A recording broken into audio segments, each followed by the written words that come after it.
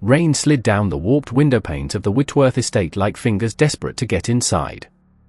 The old mansion loomed against the trembling tree line, its silhouette jagged and unforgiving, as though carved by the very shadows that clung to its walls. Locals called it the house that remembered every footstep, every whisper, every scream that had ever echoed through its halls. Most dismissed that as folklore, an exaggeration born from an old family's tragedies. But as I stood at the rusted iron gates, staring up at the mansion that had consumed generations of Whitworths, I felt something watching me through the darkened windows. The Whitworth matriarch's journal was not discovered in some dramatic fashion, no lightning strike, no collapsing shelves, no spectral hand guiding me to it. Instead, it revealed itself quietly, the way long-buried truths often do, by simply being where no one had bothered to look. When I first entered the mansion's library, the air was thick with the scent of old paper and damp wood, a cloying heaviness that settled in my lungs. Shelves sagged beneath the weight of untouched tomes, their spines cracked, their titles half erased by time. Dust clung to everything except for a thin, almost deliberate path that led toward the back corner of the room. It was there that I noticed a slight irregularity, a book lying flat instead of upright, nudged just far enough out of alignment to draw the eye. At first, I thought it was simply a misplaced ledger or family record, but when my fingers brushed against the cracked leather cover, a chill rushed through me so sharply it made my breath catch. The journal felt wrong. Not merely old or fragile, but charged, as though it had been waiting for someone foolish enough to touch it. The leather was cold, unnaturally so, and the brass clasp that held it shut bore the faint outline of a handprint too small to belong to any adult. The name etched into the cover was barely readable, E. Whitworth, yet even that faded initial carried the weight of a presence that lingered, expectant and watchful. The matriarch, Eleanor Whitworth, had been whispered about in old newspapers and family gossip as a woman of unsettling insight, someone who claimed the walls spoke to her and that the house itself had moods. Most wrote her off as a recluse losing her grip on sanity, but the journal suggested something far more unsettling. When I opened it, a faint whiff of lavender and decay drifted up, a strange blend that suggested both care and abandonment. The first pages were innocuous, household notes, births, deaths, the usual records of a family trying to maintain some semblance of structure despite the tragedies that nipped constantly at their heels. But as I flipped further, the handwriting grew sharper, the ink darker, the lines more frantic. Eleanor wrote of hearing footsteps at night long before any servant had risen from bed, of shadows gathering in corners where no source of light existed to cast them, of voices whispering her name from behind the walls. At first, she questioned her sanity, even pleaded with herself in places to remain rational, to disregard the things she could not see. But the entries took a grim turn when she began documenting events that could not be dismissed as imagination, doors unlocking on their own, portraits shifting subtly on their hooks, children waking with bruises in the shape of fingers though no one had touched them. She wrote of nights where she felt the house pulsing faintly beneath her feet, as if it had a heartbeat, slow and heavy, echoing deep beneath the foundation. The most disturbing part of the journal, however, was not the recounting of hauntings or inexplicable happenings, but the evolution of Eleanor's tone. What began as fear morphed into reluctant acceptance, then into something resembling reverence. She referred to the mansion not as a place but as an entity, the house, always capitalized, always described with the gravity one might reserve for a deity. According to her, the Whitworths did not own the house, they were chosen by it, bound to it in ways she claimed were older than any bloodline. She described nights where she believed the house communicated with her through subtle shifts in temperature or through the rhythm of the creaking floors, guiding her decisions, warning her of dangers, demanding sacrifices of loyalty, attention, or silence. In one entry, dated only a few weeks before her death, she wrote about a newborn child in the family. "The house has inspected him," she wrote with trembling script. "It has decided he is to stay." That phrase chilled me more than any ghost story I had ever heard. She described how the walls seemed to hum softly when the baby slept, how the air in the nursery felt heavy with a presence that soothed the child yet unsettled every adult who entered. She insisted the house had chosen him, though she never explained what that choice meant or what it required. Another entry spoke of a stormy night when Eleanor found herself wandering the halls, guided by a whisper that seemed to seep from the walls themselves. She claimed the voice was neither threatening nor comforting, it simply was an ancient whisper urging her toward the east wing, where a door had long been sealed shut. She wrote of placing her palm on the door and feeling it pulse beneath her hand, as though something on the other side was breathing. She did not dare open it, but she did not leave either. She stood there until dawn, listening, feeling, understanding something she never fully wrote down but continually hinted at in fragmented sentences and ink-smudged lines. The Whitworth estate did not merely house the family's history, it shaped it, fed on it, preserved it in ways that defied comprehension. Eleanor's final entry was barely legible, the ink smeared, the handwriting erratic. She wrote that the house had made a decision, that it had grown restless, that it required something new, something hers. She never specified what it demanded, but she ended the entry with a haunting line, "The house chooses. It always has. It always will." The sealed room in the Whitworth mansion had always been more rumor than reality, a whispered warning passed down by housekeepers and gardeners who never stayed long enough to truly understand the place. They spoke of it in hushed tones, always with the same uneasy certainty. The east wing held a door that had not been opened in decades, a door that refused every attempt to pry it loose, a door that seemed to hum faintly when one stood too close. When I first heard of it, I assumed it was nothing more than an old storage room warped shut by time. But the moment Eleanor Whitworth's journal began describing its presence in such vivid, terrified detail, the room became something I could no longer ignore. It felt less like a space and more like a secret the house was determined to protect. The east wing was colder than the rest of the mansion, though the weather outside had been mild. As I walked down the narrow hallway, my footsteps echoed unnaturally, stretching a little too long, as if the sound were reluctant to die. Cobwebs draped across the corners like grey veils, untouched for what must have been decades. Dust hovered in the air, disturbed by each cautious step I took, yet the deeper I went, the more the air felt clean, almost freshly stirred, as if the wing had recently awakened after a long sleep. The door itself was unremarkable at first glance, oak, reinforced by iron bands dulled with rust. But the moment I approached it, a strange heaviness settled on my chest, a sensation of being observed not from one direction but from all around me, as though the walls themselves leaned closer. The closer I got, the more I felt something shifting in the air. It wasn't a breeze, and it wasn't a draft, it was more like the subtle vibration one feels when standing too near a large engine, except there was nothing mechanical in that wing, nothing that should have produced such a sensation. My hand hovered over the doorknob, and even without touching it, I felt its chill radiating outward as though it had never known warmth. I had no intention of trying to force it open. Eleanor's journal had spoken of the door with a reverence bordering on dread, and the servant stories only deepened my unease. They claimed they sometimes heard faint tapping from the room at night, followed by whispers that sounded too soft to be human. Others insisted the door sometimes shivered, though no one dared confirm that themselves.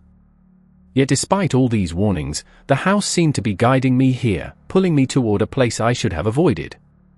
It was subtle, a creak in the floorboards behind me, a shift in the light, a faint impression that if I did not inspect the door, something far worse would happen. As I studied the door more closely, I noticed the dust around its frame was disturbed, not recently, but enough to suggest someone, or something, had touched it within the last few weeks. The imprint of a hand, small and deliberate, appeared near the lower panel of the wood. It was too new to belong to Eleanor, who had died long before anyone had stepped foot in this wing. It was as though the room had been interacting with someone long after it had supposedly been abandoned. I leaned in closer, and that was when I heard it, a soft, rhythmic sound. Not tapping. Not breathing. It was whispering, too faint to decipher, but unmistakable in its intent. The voice wasn't coming from behind the door, it seeped through the walls themselves, like the house had become a conduit for something trapped inside. For a moment, I was frozen, unsure whether to lean in closer or flee. The whispering grew slightly louder, as if sensing my hesitation and urging me onward. I pressed my ear gently to the wood, and the cold radiated so intensely it felt like winter itself had been locked within that room. The voice was clearer now, not words, not fully, but syllables forming and dissolving too quickly to grasp. It carried an urgency that made my skin crawl, something pleading or warning or both. The doorknob rattled suddenly, not violently, but as if turned from the inside by someone too weak to open it. My breath caught, and I stumbled back, my heartbeat hammering in my ears. The room fell silent. The air around me thickened and then released in a slow exhale, as though the house itself had settled again, satisfied with my reaction. I should have left then, but a strange curiosity rooted me in place.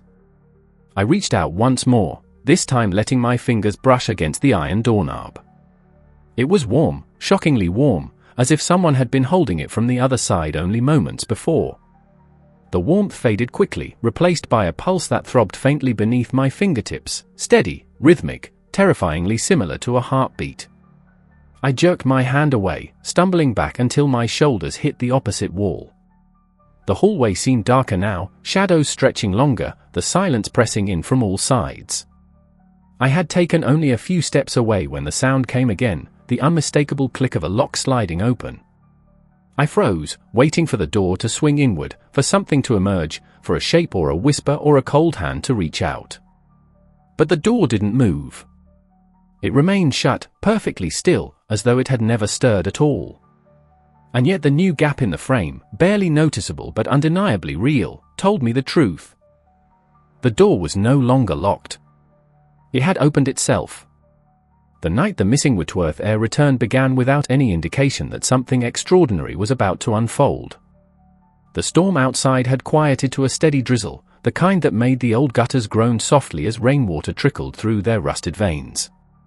I had been sorting through a collection of decaying letters in the study, trying to decipher the family's tangled lineage, when the pressure in the air shifted so abruptly that I felt it before I heard anything. It was as if the atmosphere thickened, tightening around the house, the way the sky feels just before lightning splits it open. The lamps flickered once, twice, and then stabilized, casting long, trembling shadows across the room. That was when I heard it, a faint knock echoing through the foyer, slow and deliberate, too measured to be the wind or the settling of old wood. At first, I ignored it, thinking perhaps it was just my nerves reacting to the house's unpredictable moods. But the sound came again, sharper this time, resonating through the hollowness of the entry hall. When I stepped toward the staircase, the air grew colder with each descending step. The foyer was dimly lit by a single chandelier whose crystals trembled as though touched by an unseen breeze. The front door stood tall and imposing, its iron fixtures snarling like the jaws of some ancient creature. The knock sounded a third time, and something inside me tightened, warning me not to open it. But curiosity, or perhaps inevitability, pushed me forward. When I pulled the door open, the sight before me made my breath catch. A man stood beneath the sagging porch roof, soaked to the bone, rainwater dripping from his hair, his coat, his trembling hands. His face was pale, unnaturally pale, as though he had spent years in darkness. His eyes, hollow and wide, reflected the dim hallway light with an eerie sheen. For a moment, he said nothing, only stared at me with an expression that hovered somewhere between desperation and disbelief. Then, in a voice barely louder than a whisper, he spoke the words that sent a cold spike down my spine, I'm home. He introduced himself as Daniel Whitworth, though the name struck me like a blow. Daniel had been missing for over 20 years. The family had searched, mourned, eventually accepted his presumed death, though no body had ever been found. Newspaper clippings in the study detailed the frantic search efforts, the rumors of foul play, the speculation that he had fled the family's dark legacy. But here he stood, aged only slightly, looking more ghost than man, as though time had touched him differently than the rest of the world. I led him inside, and the moment he crossed the threshold, the house reacted. The chandelier swayed, the floorboards groaned deep and low, and a draft slithered through the hallway as if greeting him. Daniel flinched at the sounds, his eyes darting around with the frantic alertness of someone accustomed to danger. When I asked where he had been all these years, his face twisted with a pain so raw it looked almost inhuman. He swallowed hard before answering, and even then, his voice shook. I never left, he said, each word laden with dread. I've been here, all this time. The statement made no sense. I had combed nearly every room in the mansion. The estate had been abandoned for years. There was no sign of recent habitation, no evidence that anyone had been living within its decaying walls. Yet Daniel spoke with absolute certainty. He explained that the house had taken him, or perhaps chosen him, on the night he vanished. He had been exploring the East Wing, a place he admitted he was forbidden to enter, when he heard a voice whispering from behind the locked room. Curiosity had drawn him closer. The door, which should have been sealed shut, had opened for him. He remembered stepping inside, crossing into darkness so thick it swallowed every trace of light. And then time simply dissolved. He said he wandered through endless corridors that did not exist in the physical mansion, halls that twisted and shifted like a living maze. He heard voices calling him, urging him deeper, promising safety, then threatening to keep him forever. Days blended into nights that never came. He saw shadows moving without sources, felt hands brush against him in the dark, sensed presences breathing just beyond the edges of sight. He spoke of moments where he thought he had escaped, only to find himself back at the same door that had swallowed him. When he finally stumbled out, just hours before arriving at the doorstep, it was as though he had stepped through a crack in time. To him, only months had passed. To the world, decades. As he recounted his ordeal, Daniel kept glancing at the walls, as if expecting them to shift or speak. His hands shook violently, and he winced whenever the house creaked or sighed. The mansion felt different with him inside it, more awake, more aware. It was as though his return had stirred something that had been slumbering, something patient and hungry. Daniel gripped my arm at one point, his nails digging into my skin, and whispered, "It won't let me go again. It never lets go." What unsettled me most was not his story, nor the palpable fear in his eyes, but the way the house seemed to respond to him. The lights dimmed when he moved. The air thickened when he spoke. And when he walked past the East Wing hallway, the temperature plummeted so sharply that frost began to bloom along the edges of the wallpaper. Daniel paused there, staring at the corridor with a look of absolute terror, his breath visible in the cold air. In a voice cracked with dread, he whispered, "It knows I'm back." The evidence that the Whitworth mansion was built on something far older and far more sinister than its own foundations emerged slowly, like bones working their way to the surface of long-disturbed soil. At first, it was nothing more than a strange pattern in the family archives, scattered references to land deeds that never matched, construction dates that contradicted one another, and a handful of cryptic journal entries from ancestors who seemed more frightened than proud of what they had inherited. But once Daniel returned and the house began stirring with a new intensity, I knew I had to understand what tied the Whitworths to the mansion so tightly that even death and decades could not sever the connection. The first tangible clue came from a stack of brittle letters sealed in wax so old it crumbled at the slightest touch. They were addressed to the original builder of the estate, a man named Amos Whitworth, whose reputation had long been one of ambition and secrecy. According to family law, Amos had been a visionary, a man determined to craft a home that would outlast generations. But the letters suggested something very different.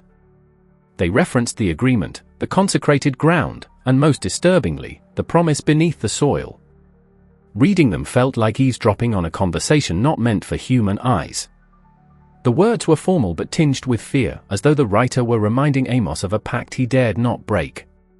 Further research led me to the mansion's original blueprint stored in a locked drawer beneath a false panel of the study desk. The structure had been designed around a central point, an axis that the architect had circled repeatedly in red ink. The circle bore no label, just a single symbol that looked vaguely like an open eye. What struck me as strange was that this central point did not correspond to anything currently in the house. No room, no staircase, no structural necessity existed in that spot.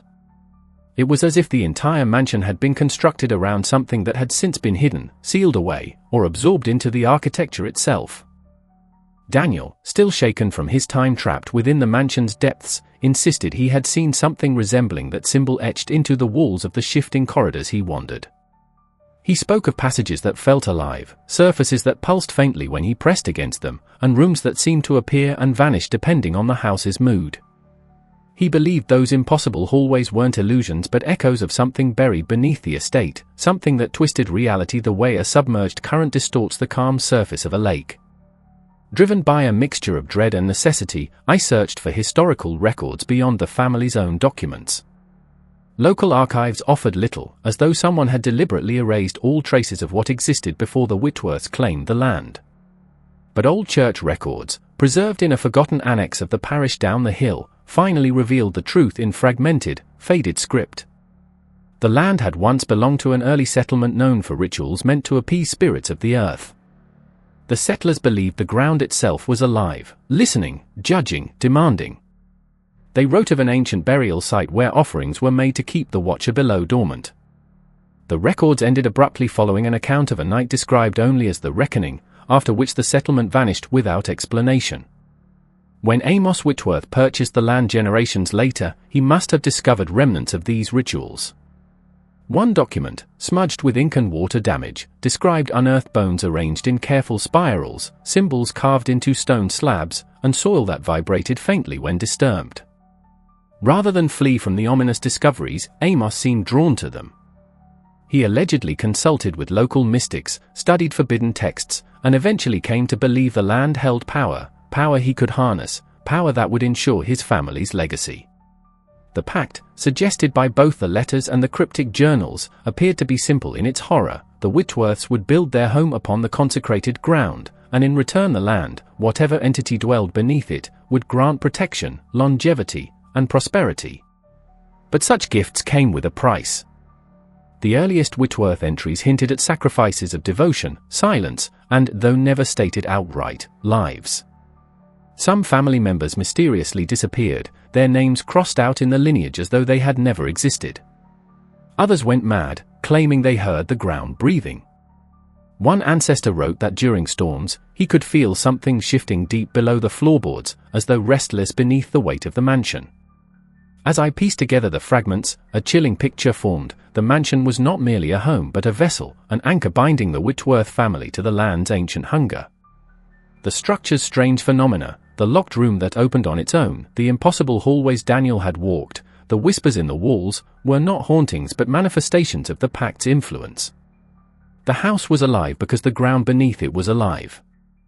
And it demanded the family remain tied to it. Daniel's disappearance now made a terrible kind of sense. If he had wandered too close to the sealed room tied to the mansion's core, the house may have claimed him as a form of payment, holding him in its shifting depths until it had drained what it needed. His reappearance, ragged, hollow, and terrified, suggested the house had grown restless, perhaps even dissatisfied with the old bargain. What terrified me most was not what the Whitworths had done, but what the house might be preparing to demand next. The realization that the house was choosing again did not arrive in a single dramatic moment, but rather seeped gradually into my awareness like a slow, rising tide. It began with subtle changes, shifts so small I might have dismissed them if the mansion hadn't already revealed its darker nature. The temperature in certain rooms fluctuated without reason, sometimes dropping so quickly my breath misted in the air. Shadows pooled in corners where no shadows belonged, clinging stubbornly even when lamps burned bright. Doors that had remained open now drifted shut as if nudged by unseen hands. At first, I convinced myself it was the age of the estate or the strain of my imagination. But deep down, beneath the thin layer of denial, I sensed something watching, weighing, deciding. Daniel's presence intensified everything. His return had not calmed the house, it had agitated it, as though his reappearance marked the reopening of a wound it had tried to seal. He moved through the hallways like a hunted animal, flinching whenever the floorboards creaked, recoiling when the wind whispered through the cracks. More than once, I caught him staring at the walls with a fearful recognition, as though expecting them to shift open and swallow him again. He told me that the house did not merely imprison, it selected. Every few decades, it chose a Whitworth, keeping one within its depths to maintain the pact forged long ago. His abduction had been part of that cycle. But the cycle was incomplete. The pact fractured. And now, it demanded repair. The signs became more aggressive as days passed. One night, I woke to the sound of footsteps pacing the corridor outside my room. Slow, deliberate steps that paused outside my door and remained there for several minutes. When I opened the door, the hallway was empty, but the lingering cold suggested someone, or something, had been standing there. Another time, the whispering that once emanated solely from the locked room spread throughout the mansion, threading through the walls in soft, disjointed murmurs that grew louder when I approached the east wing. At moments, I felt as though someone stood directly behind me, only for the sensation to vanish the instant I turned. Daniel observed these changes with growing despair. He insisted the house was searching, evaluating, determining who would replace him now that he had escaped its grasp. He spoke of how it had watched him too, how it had manipulated his dreams, how it imprinted its presence on him long before it physically took him. He said the mansion could sense weakness, vulnerability, hesitation, traits that made someone easier to claim. When he looked at me, his eyes filled with an awful certainty. "It's not just the Whitworth blood that binds you," he whispered one evening, voice trembling. "It's proximity. Intention. The moment you stepped inside, it saw you." I wanted to dismiss his warnings as the trauma of someone who had endured too much. But I could not ignore the changes happening to me. My sleep grew restless, dreams blurred into waking life. I dreamt of hallways stretching endlessly into darkness, of a whispering voice calling my name from behind the sealed door, of a heartbeat pulsing beneath the floorboards. Some mornings, I woke with dirt under my fingernails or the faint impression of a hand gripping my ankle. Once, I found myself standing in the east wing without any memory of leaving my bed, the unlocked door ahead of me slightly ajar as though inviting me in. The house began guiding me. Not with force, but with subtle influence, open paths, flickering lights, shifting shadows. When I resisted, it grew frustrated. Objects fell from shelves without cause, windows slammed shut with violent finality, and the walls groaned like something inside them was pushing to get out. Daniel warned me that this was how it tested the chosen. It stirred the air, pressed into the mind, waited for the moment someone faltered. Once the house sensed acceptance, even subconsciously, its grip tightened until escape became impossible. The climax of this realization came late one night when I heard Daniel screaming from somewhere deep within the mansion. His voice carried through the halls, raw with terror. I ran toward the sound, but the corridors twisted in unfamiliar ways, branching into turns that had never existed. The house was shifting again, not to imprison him, but to keep me from reaching him. When I finally found him in the foyer, he was backed against the wall, staring at the chandelier above. Its crystals trembled violently, casting broken shards of light across the floor. Daniel's voice was hoarse as he cried out that it was choosing again, that it had decided on me. At first, I thought he meant it figuratively, another desperate warning from someone still trapped in fear. But as I stepped closer, the chandelier stopped trembling. The shadows around me stilled. The whispering that had haunted the halls fell silent.